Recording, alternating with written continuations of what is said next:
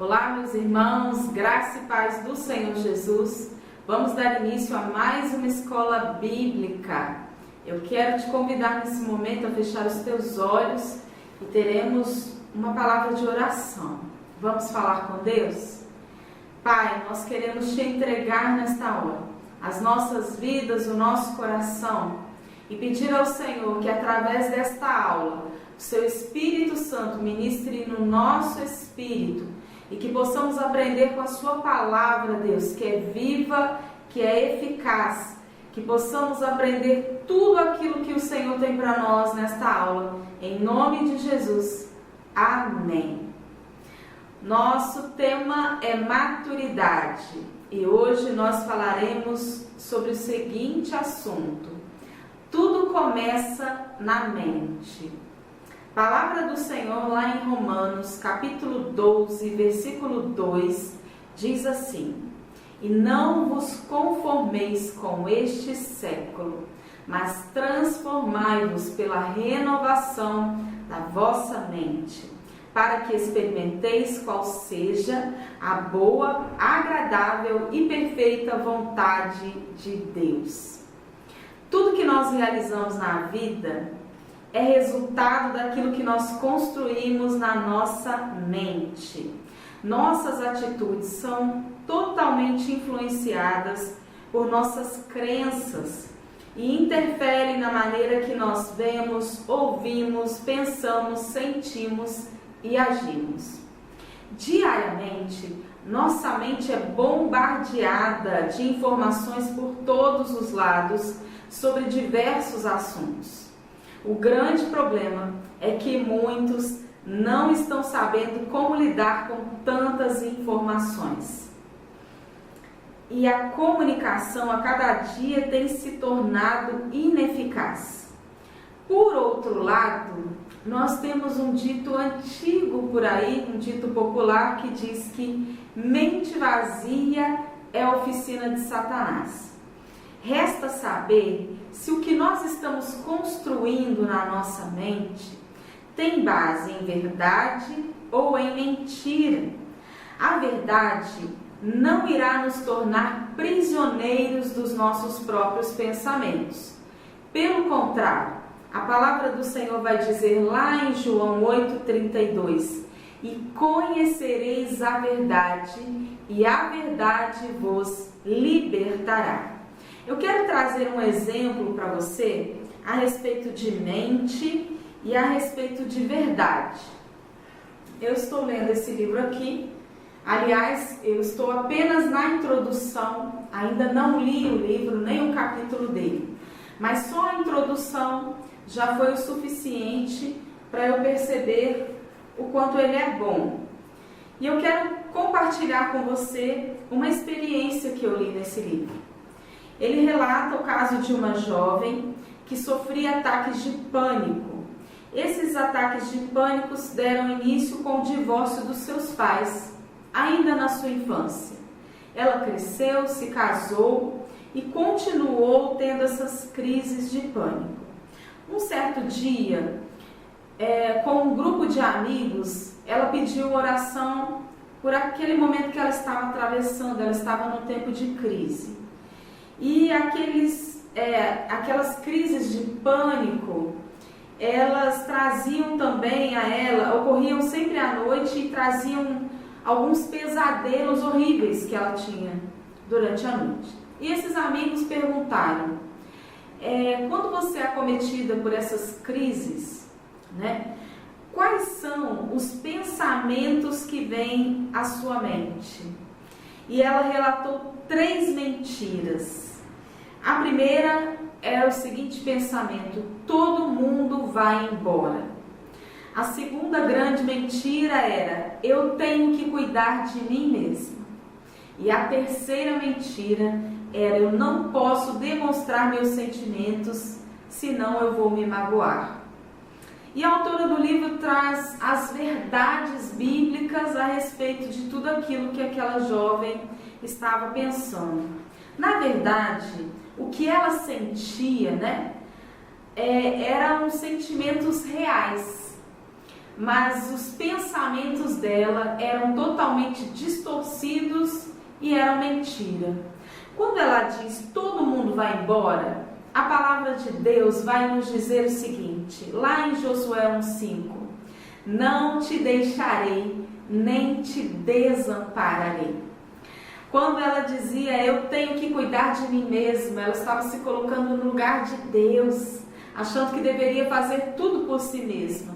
E a palavra do Senhor lá nos Salmos 46:10 declara o seguinte, aquietai-vos e sabei que eu sou Deus. A terceira mentira, eu não posso demonstrar os meus sentimentos, senão eu irei me magoar. E a palavra do Senhor vai dizer em João 13:35, eles saberão que vocês são discípulos de Jesus por causa do amor. Então, nós percebemos aqui que o único fundamento real, absoluto, verdadeiro é Jesus e a sua palavra. E a vontade dele, que é sempre boa, perfeita e agradável, conforme nós lemos ali em Romanos 12, versículo 2. Maturidade espiritual. Acontece quando nós deixamos de viver presos à forma deste mundo, que está sempre condicionada àquilo que é racional, palpável e visível. Possuir uma mentalidade renovada, na verdade, é sofrer uma metanoia. Metanoia é uma palavra grega que significa, meta vem de acima, além de, depois de. Noia ou nous significa mente ou razão. Ou seja, metanoia seria possuir uma mentalidade que vai além da razão. E disso nós entendemos muito bem, porque nós somos chamados para viver uma vida além da razão, né? Nós somos chamados por Deus a viver uma vida, a caminhar pela fé. Não vivo do que vejo, mas vivo do que eu creio. J.B. Carvalho, no livro chamado Metanoia, ele faz a seguinte declaração. A metanoia começa na conversão e dura a vida toda. Ele vai falar que arrependimento é o início e não o fim de metanoia. E tem razão, porque quando nós falamos de arrependimento, nós estamos falando de quê? Mudança. Mudança de conduta, né? É diferente de remorso. Remorso é uma tristeza que dá e passa. Mas o arrependimento não. Ele gera dor pelo pecado, a tristeza, e ele gera necessidade de mudança. Então, passar por uma metanoia é sofrer essa mudança, essa transformação de mente. É passar a ter uma mentalidade que está além da razão, né? O que é ter uma mente renovada? É uma mente que sofre as mudanças necessárias e nos proporciona recebermos então a mente de Cristo. O processo de renovação da nossa mente, ele vai se dar através da ação de Deus e do Espírito Santo de Deus, à medida que nós somos confrontados pela verdade. O ser humano não gosta de ser contrariado, mas o Evangelho de Cristo, ele irá contrariar o tempo todo os nossos sentimentos e vontades pecaminosas que estão alojados no coração e na mente humana. Joyce Meyer, que escreveu o livro Campo de Batalha da Mente, ela faz a seguinte declaração: você pode escolher sofrer a dor da mudança ou a dor de continuar do jeito que está. Quebrando fortalezas. A mente, no latim, mentem, que tem o significado de pensar, conhecer, entender, e fortaleza do latim é fortis, forte ou facere, que é igual a fazer. Na verdade, é uma estrutura arquitetônica militar que foi projetada na guerra de maneira defensiva, né? Muitas pessoas possuem um alto nível intelectual, mas são instáveis emocionalmente. E elas utilizam todo o seu intelecto para criar fortalezas em suas mentes. O que seriam essas fortalezas? Estruturas emocionais, muitas vezes racionais, erguidas, com o objetivo de se defender daquilo que é verdadeiro, daquilo que é real. O que resulta então no comprometimento do pensar, do conhecimento e do entendimento humano em relação a assuntos espirituais. As obras malignas, elas confundem o entendimento humano em relação aos assuntos espirituais. Mas o Senhor, Ele deseja libertar a nossa mente de toda fortaleza para o pleno conhecimento e entendimento do Evangelho de Cristo. Um novo pensar. A palavra de Deus lá em Filipenses 4:8 vai dizer assim: finalmente, irmãos, tudo que é verdadeiro, tudo que é respeitável, tudo que é justo, tudo que é puro, tudo que é amável, tudo que é de boa fama, se alguma virtude há e se algum louvor existe, seja isso que ocupe o vosso pensamento. Pare um pouco nesse momento e comece a pensar sobre o que é que tem ocupado os seus pensamentos. Provérbios 23:7 diz assim: porque como imaginou no seu coração, assim ele é. Os nossos pensamentos são muito importantes. Se você é alguém, que deseja ter bons sentimentos, você precisa cuidar daquilo que você anda pensando e alimentando na sua mente, né? Quem permanece pensando e acreditando em mentiras, nas mentiras que o mundo ensina, né, não tem essa possibilidade de renovar a sua mente e acaba se tornando um prisioneiro da mentira. Olha o exemplo que nós trouxemos no início da nossa aula. Aquela moça estava presa, né, a mentiras que ela acreditou, que ninguém se importava com ela, que ela teria que dar conta de tudo sozinha, que ela havia sido abandonada e se ela demonstrasse os seus sentimentos, ela poderia ser ferida por aquilo. Então, nós precisamos renovar a nossa mente. Autossuficiência, que é pensar de si além do que convém, baixa autoestima, pensamentos de derrota a nosso respeito, né? Pessoas que se depreciam o tempo todo, pessoas que não enxergam o seu valor, né? Essas tendências, elas são resultados de fortalezas na mente humana, né? E nós precisamos tratar isso. Quem pensa diferente, age diferente. Essa nova maneira de pensar, ela pode nos levar a praticar tudo aquilo que nós temos ouvido e aprendido com o Senhor Jesus através da sua palavra.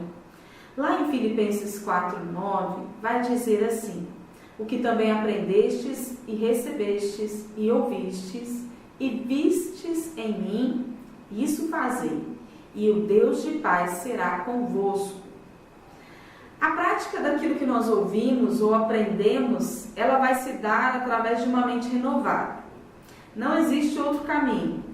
Se a pessoa não tem essa mente renovada, né, Paulo vai afirmar que quem renova a sua mente experimenta esse novo de Deus. Que novo de Deus? A sua vontade, que é boa, agradável e perfeita, conforme está lá em Romanos 12:2. Atitudes diferentes geram resultados diferentes. E uma mente liberta de fortalezas e povoada por pensamentos do Senhor, certamente trará novos comportamentos. A experiência, ela está inteiramente ligada à prática. Para experimentar algo, é necessário permanecer naquilo que nós aprendemos. 2 Timóteo 3, 14 ao 17, fala a respeito disso. Tu, porém, permanece naquilo que aprendeste e de que foste inteirado, sabendo de quem o tens aprendido, e que desde a sua meninice sabes as sagradas escrituras que podem fazer-te sábio para a salvação, pela fé que há em Cristo Jesus. Toda a escritura é divinamente inspirada e proveitosa para ensinar, para redarguir, para corrigir, para instruir em justiça, para que o homem de Deus seja perfeito e perfeitamente instruído para toda boa obra. Então é necessário permanecer naquilo que nós aprendemos, ou seja, tornar um estilo de vida, tornar um hábito, né? Para mudarmos um hábito, não basta apenas nós desejarmos fazer isso. Vai haver de nós um esforço, uma dedicação, uma repetição, né? Para que se torne realmente hábito. E a gente só faz esse esforço quando nós entendemos, olha só a mente trabalhando, quando nós entendemos o porquê e a necessidade dessa mudança de hábito. Então, com as coisas de Deus também não é diferente. Nós precisamos entender a importância de permanecermos naquilo que nós temos aprendido com o nosso Mestre Jesus através da sua palavra. Jesus é o maior exemplo que nós temos de alguém que tinha uma mente renovada.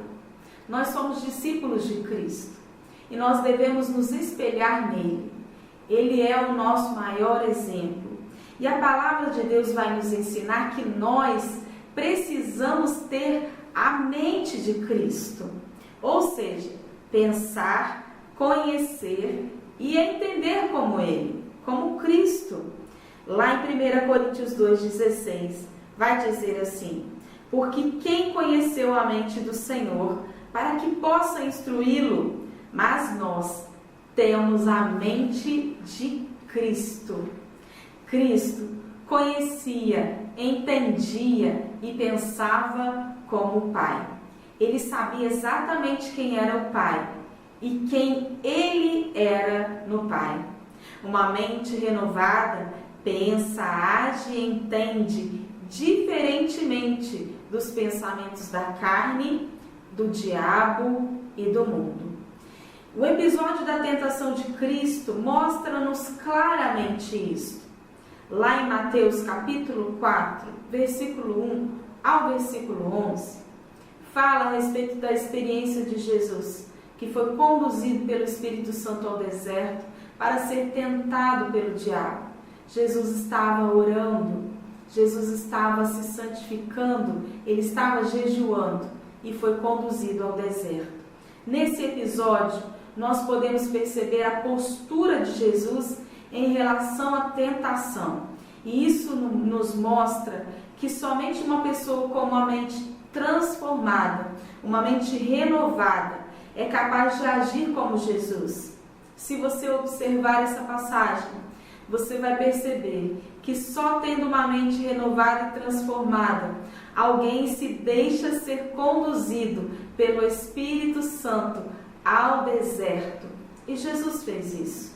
Somente com uma mente transformada e renovada, nós podemos perceber em Jesus sua busca por santificação, sua consagração. Ele estava jejuando.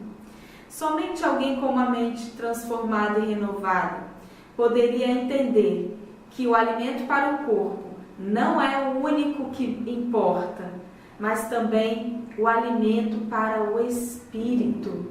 E nós podemos ver isto através da declaração de Jesus: nem só de pão viverá o homem, mas de toda a palavra que sai da boca de Deus. Jesus também entendia que não deveria tentar o Senhor. Entendia também que somente o Senhor deveria ser adorado. Tudo isso é resultado de uma mente renovada. Jesus venceu a tentação com a palavra de Deus e ele foi servido por anjos. Quando nós vencemos as batalhas da tentação, nós também somos servidos pela vontade do Senhor. E como nós aprendemos lá no início, ela é sempre boa, agradável e perfeita. Essa foi a nossa aula de hoje. Que Deus possa fazer com que esta palavra frutifique no seu coração, que esse seja o seu desejo, crescer a cada dia no Senhor, na graça e no conhecimento do Pai, se permitindo a cada dia ter uma mente renovada e transformada pelo Senhor. Que Deus te abençoe, fique na paz do Senhor Jesus e até a próxima aula.